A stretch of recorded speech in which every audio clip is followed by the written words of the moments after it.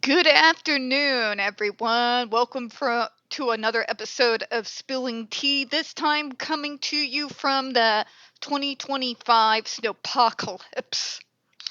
No, but seriously, it got started early in the morning. They told us it's just going to be a light blanketing. I look out there right now and, it's kind of hard to describe. But, anyways, of course, we're going back to that horrible place known as the JRC. But first, the disclaimers and the trigger warnings.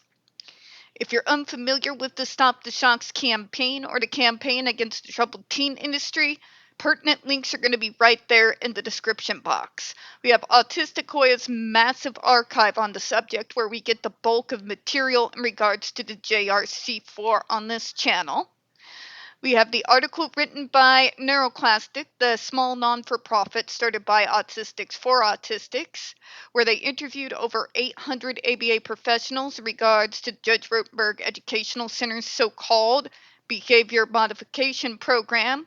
It's the article that got so deep under the JRC's skin they did threaten Neuroclastic with a defamation lawsuit if they did not remove it from the website. Neuroclastic, of course, refused and told them where to go and almost drew them a map. So if you would read that article and share it, they'd appreciate it. We got a link to their GoFundMe as well, because unlike the JRC, us advocates, both in groups and individuals, do not have access to unlimited funding. All right, folks. Trigger warnings when we talk about places like the Judge Rotenberg Educational Center or Agape Boarding School for Boys. You're going to hear vivid descriptions of and catch clips of surveillance footage of people with mental health issues and disabled people being tortured and abused. If you got young children present, please utilize the headphones. Also, this channel is marked not for kids for a reason. We use profanity and speak on dark subjects. If your child's 16 and younger and watching this, parental supervision is advised. And speaking of mental health, before we get into the JRC, I decided to do a little digging this morning to see if I was going to be at risk of getting my ass hauled off to one of these wellness farms that RFK Jr., the crackpot, wants to send people like me to. You know, so they can benefit off of free labor and, call it treatment. The friendlier version of the JRC, where the only difference is I won't be hooked up to a human shock collar. At least not in the beginning.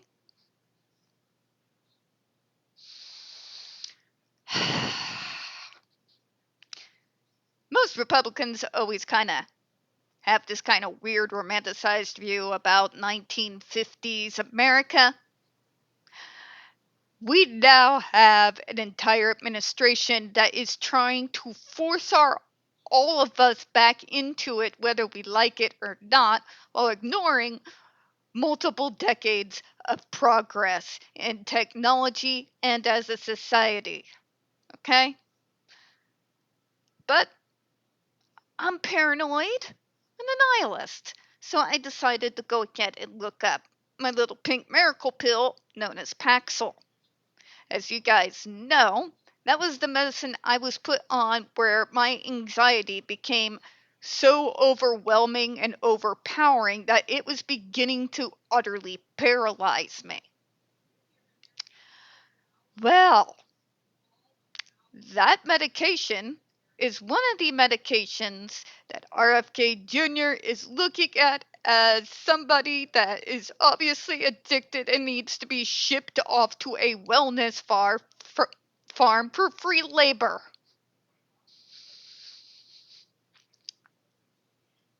Jesus fucking Christ.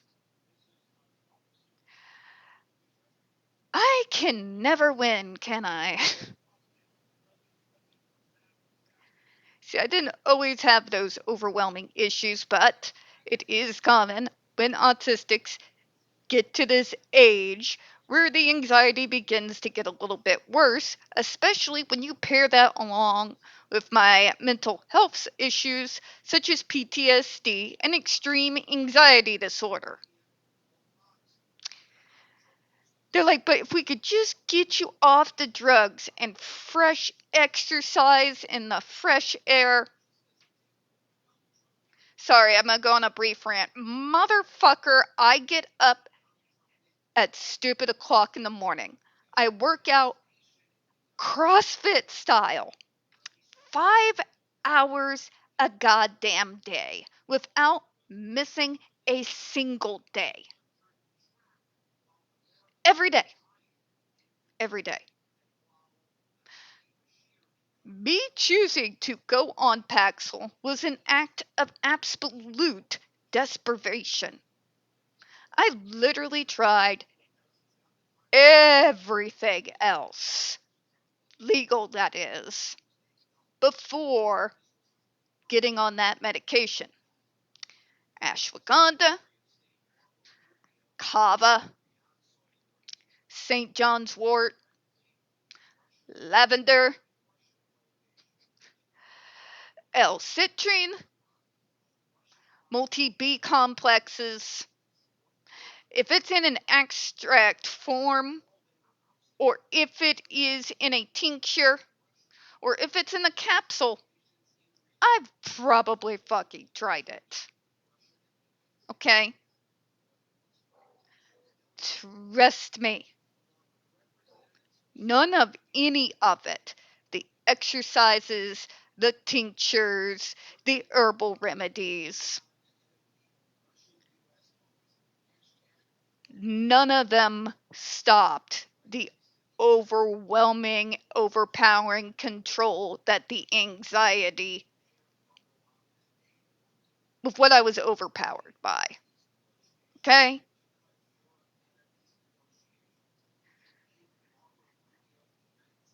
If they try to force me off my medicine, they are really are not going to like what happens afterwards. It's not a threat. It's not even a warning. It's just a fact from someone who self-analyzes themselves within an inch of their own lives every second of every day.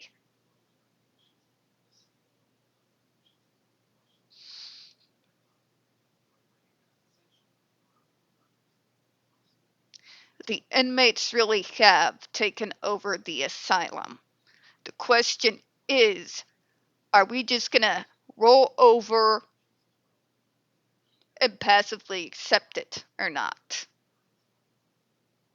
Now, me, I don't roll over for anyone. I'm going to fight if it comes to it. I'm going to fight before it comes to it. With all the things at my disposal, with all the wisdom, information, and yes, key allies within the networks I have built over the last 20 years to keep these monsters for shipping us off into the new equivalent of tough love evangelical camp hell. Point blank. Another reason why I have to go toe to toe with that crackpot bastard is because he's now overseeing one of the agencies, the FDA, that has direct involvement in regarding the GED device. To me, it's not even a choice. I stand with my own, even if it's going to cost me. But I'm not going to make knee-jerk decisions either. That always ends bad. Always ends very bad. It's not that I don't have emotions.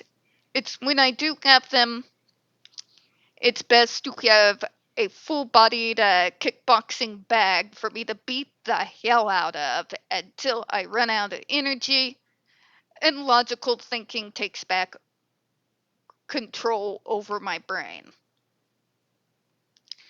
But this is what we're looking at, folks. On multiple fronts, things for people like me are looking pretty goddamn bleak. It's getting scary as hell out there. But again, I hope I'm not exaggerating and freaking out over nothing. But one way or the other, I'm going to fight it. I'm going to fight it using the networks I have built over the last 20 years. I'm going to fight it with every single political ally I have cultivated that owes me a favor. I'm going to fight it using this channel. I'm going to fight it possibly going on other people's channels. I'm going to fight it to go over what these medications actually do and if they're even considered actually addictive or not, because, spoiler alert, not every anti-anxiety medication is the type of medication that people get addicted to.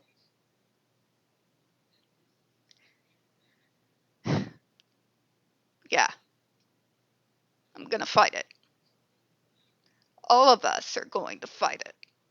That has been the consensus across the board, from People First to ASAN to Neuroclastic to the Centers of Independent Living and from ARC. The consensus is we are going to fight.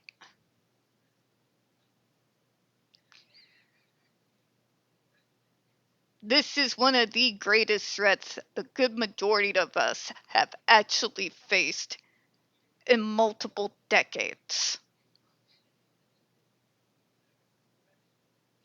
But what else can we do?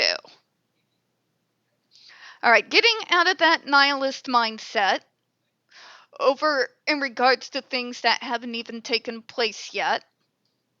We're just planning because we see where it's heading. It may come to nothing. There might be a miracle. But in the great scheme of things, if it does go the way it's looking, we rather come in prepared and ready to go. So people are linking up and we're coming up with plans. Everybody's calling in political favors. Everyone's getting hold of their state as well as their federal representatives. We're setting up scripts for those who are extremely new to this. So, if you guys would like to get involved, and hence the rant, go to one of the ARC websites, or you can go to ASAN. They're going to have the phone numbers for you and some scripts that you can use if you're kind of unfamiliar with this sort of thing. If you want to help more through contributing, I know there's usually links with ARC, Nova, Easter Seals. Everybody usually has a link where you can help donate to help fight this. We definitely would appreciate it. Now that we've gone over that and what you guys can do to help, we are going to SAS. Now, I'm pretty sure we went over this previously, but it's worth going over again. So let's go ahead and get to it. All right, so SAS, a 31-year-old woman with a severe intellectual disability, autism spectrum disorder, and a severe behavior disorder, has suffered a long history of engaging in severe SIB and AB. JRC, I want to ask you a question, because I noticed that you do this on nearly every single example you try to push down our throats. We'll get to the age again here in a moment, but I'm going to start here. You all always have this tendency. You put in severe behavior disorder, but you never tell us which one it is. I want to make note of that because not all severe quote-unquote behavior disorders are the same. Okay? So why are we leaving that vague? Why are we leaving that to our imagination if you're trying to use this person to sell your pseudoscience bullshit? Wouldn't it be easier to give us the actual name of said severe behavior disorder? than trying to make us guess and just, accept your usual bullshit. Because I don't like trust me, bro science. All right? Number 2, the JRC is once again revealing that they are dealing with a person that they're keeping at their school who should have been aged out into adult services over a decade ago. If you are 31 years old, you have no business being stuck inside a residential school program. Why are they still there? Even out here, places like Rivendell, the oldest age that I've seen a person remain at a residential school program is the age 26. That is the drop off. After that, the transitioning into adult services has to happen. And it has to happen because, as we've said a million times, service needs change as you go into adulthood. That's just life. That's not me picking on the JRC. The JRC could be the brightest, shiniest star, beautiful thing, and all planet Earth never do anything wrong school residential program to ever exist throughout all of time and history.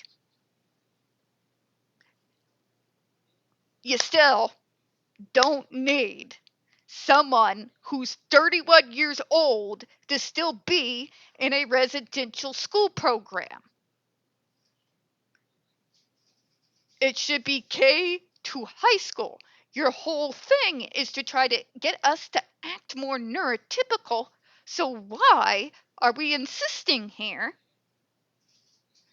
that we are not going to adhere to the normal K to 12 trajectory that literally every other single program in the United States does? Why are these kids not being transitioned to adult services? I don't want the bullshit, but the parents don't want it. Let me be blunt here. It doesn't matter at that point what the parents want. Your kid is not going to remain a kid forever, and residential school programs are not equipped at all to deal with the adult challenges where we're going to need very specific supports down the line. It's basic logic 101 here. If at the very latest you are 26, you need to start the transferring over into adult services. Even if the school residential program and the parents don't like it. Number 1, the JRC doesn't even know how to run a residential school program appropriately, let alone do they have access to, expertise for, the adult services and supports those folks are going to need down the line. They need to go into adult services. It's completely normal. Everybody goes through it. I went through it. My little nephew, when he gets older, he's going to go through it. It's how the system works. Why are they constantly allowed to get away with completely ignoring the rules and laws that everybody else has to follow? That is my question literally to the entire state of Massachusetts. Why is the JRC the only residential school program on planet Earth that does not have to follow the law or the rules? There are reasons for why the system is set up the way that it is. A school residential program is not equipped to deal with the things that we're going to need support with as we get older. They're just not. They are school education oriented. When you hit a certain age, you got to be able to progress. You got to be able to get into those adult services. Okay? But Tiffany, when they do that, the behavior gets worse.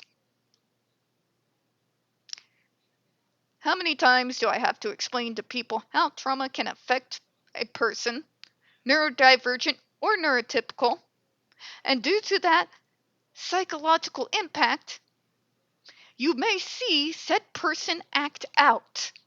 If it is a neurodivergent person, when we act out, it's going to be in the way and capacity of a neurodivergent person acting out. It's not the TISM or the ADHD. It's how kids deal with trauma. In particular, kids dealing with trauma who do not have the appropriate help that they need to be able to deal with the trauma they've experienced. Okay? It's once again the JRC blaming the disability and saying we're the only cure, when as a matter of fact, they are the ones that caused the trauma, that caused the behaviors to get worse and become more frequent. But it stops as soon as you put a GED device on. Again, I will refer you to the fact when anyone inflicts violence or pain on you, whatever you are doing in that moment is probably going to stop. That is not justification for me to schedule and pay someone to be here so whenever I'm having an anxiety-ridden freakout, a PTSD flashback, or one of the more violent autistic meltdowns that come like maybe once every 10 to 15 years, so that when that happens, they can punch me in the face to stop me in my tracks. The ends do not justify the means, nor does the very brief so-called success of stopping the action continue to stop the action forever. You have to keep inflicting that pain every single time. There's no longevity and no end to it. And by the way, but it makes their quality of life better is the biggest load of bullshit I have ever heard in my life. I'm 40 and I've seen some shit.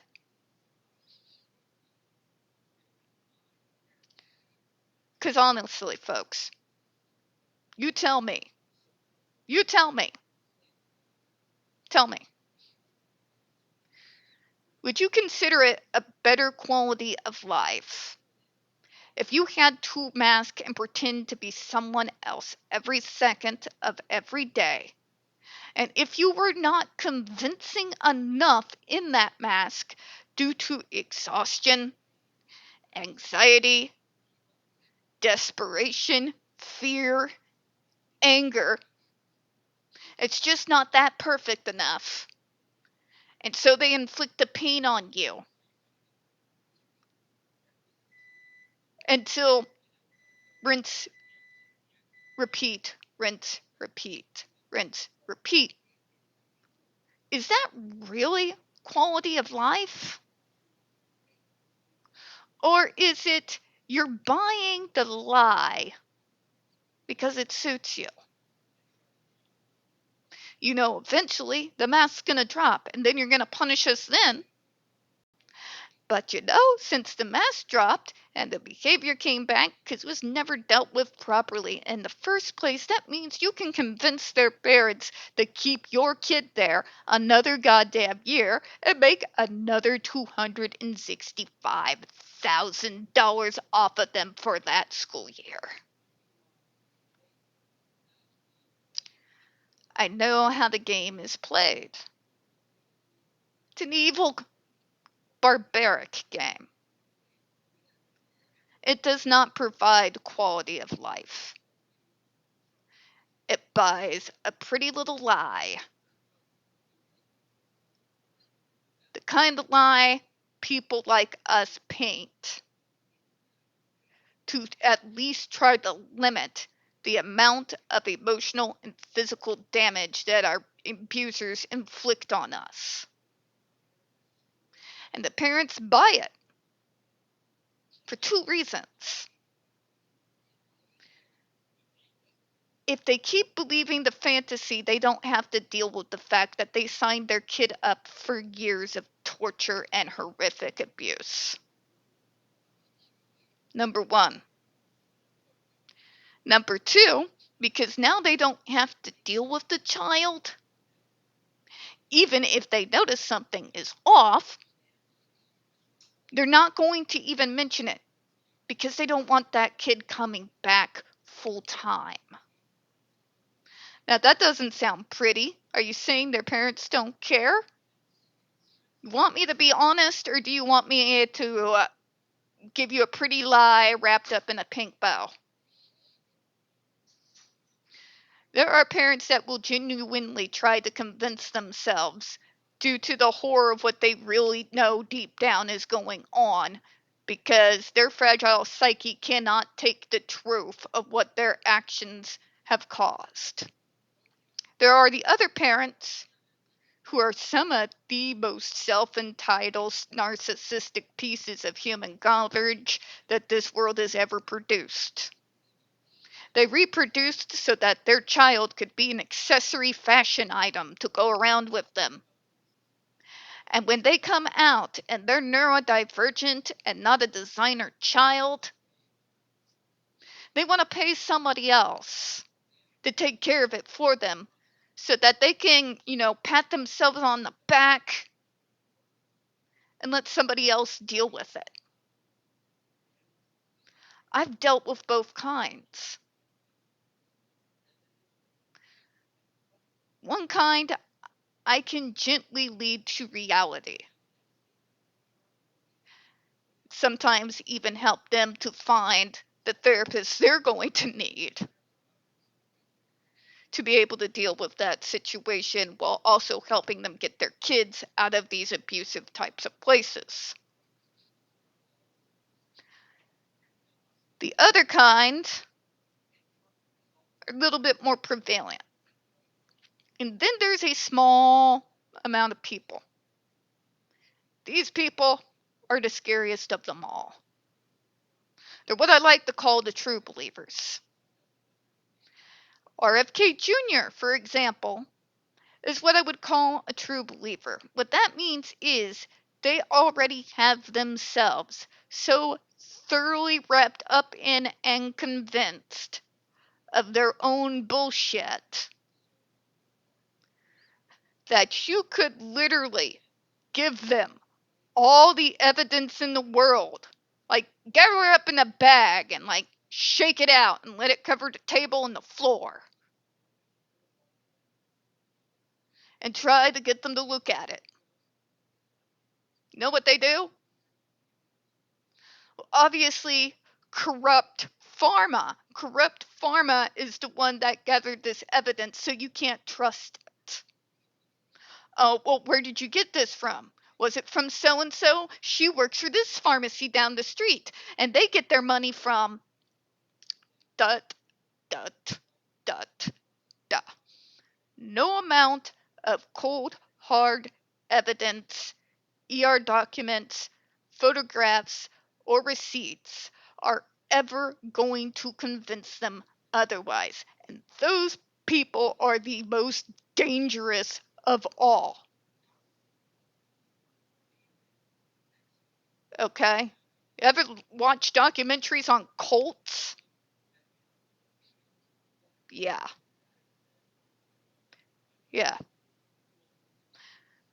JRC has, unfortunately, more than just a small group of true believers. As do the anti-vaxxers that I've been combating for years. Like RFK Jr.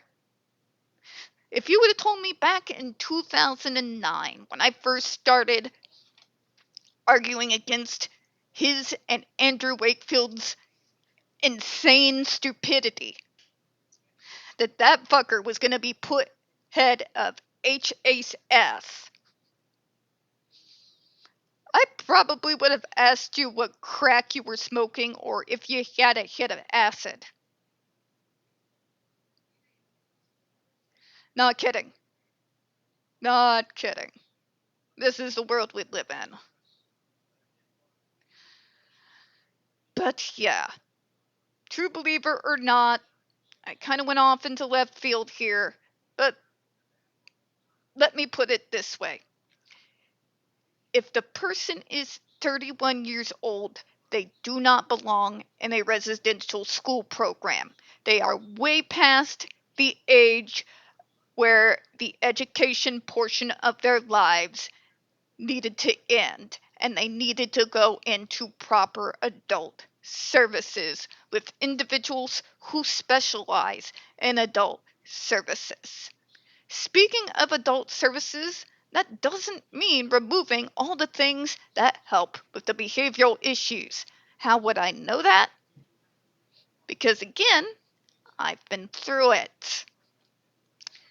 The main difference being when I was transferred over into adult services and had my full control over it, and with advice and help from my mom, we understood I couldn't just start in adult services considering the massive baggage of anxiety, PTSD, and extreme clinical depression to go along with it.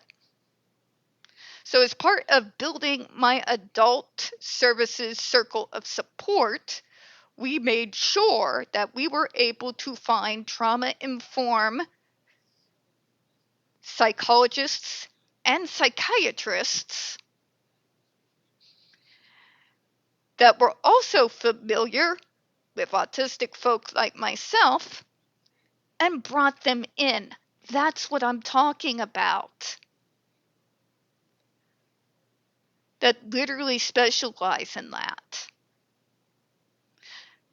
You might have that to some small extent in a residential school program, but not nearly what's going to need to be there to help you deal with the trauma while going forward and learning the things you need to know as you start navigating adult life.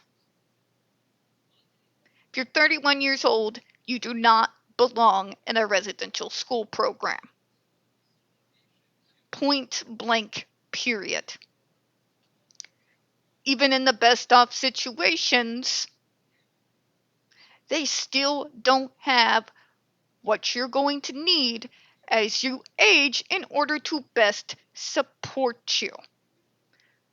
That's just basic logic. There is a reason why there's different services throughout the service model while you age.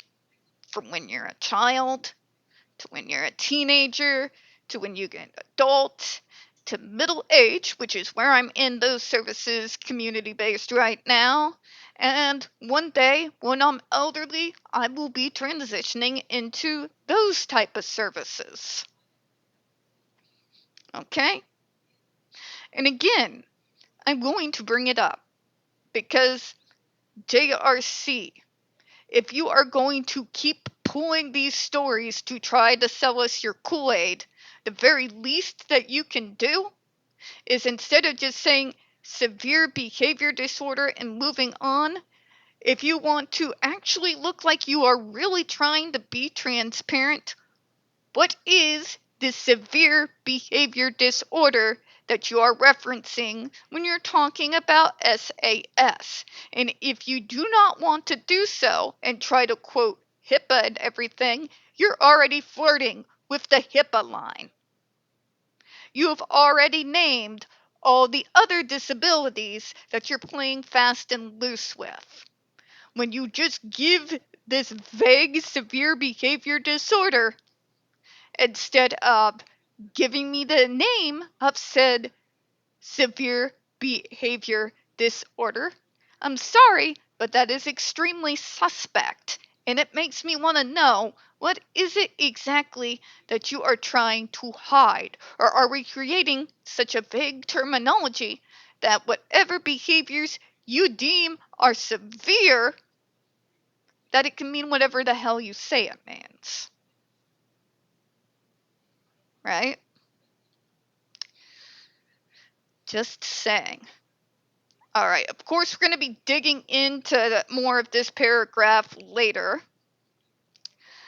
But for right now, we're going to go ahead and close out real quick. I'm going to take a little brief break. We don't get very many views on this channel, and the few we do get do tend to get removed from time to time. So folks, please don't forget to hit the like button, hit subscribe. Don't forget to hit the comments.